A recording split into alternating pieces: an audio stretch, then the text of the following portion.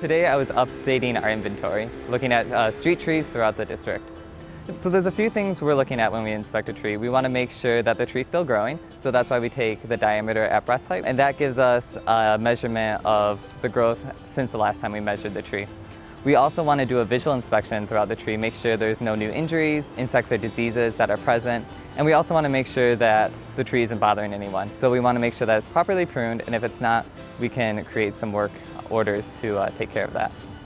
So to collect all the data, we use an app called Collector. And it's pretty common throughout the city and throughout the country. And it allows us to take data in real time and automatically update it to our systems. In urban forestry, my boss always likes to tell us that we should use or follow the United States Forest Service motto, caring for the land and serving the people. And I think that is something that we all strive to do every day.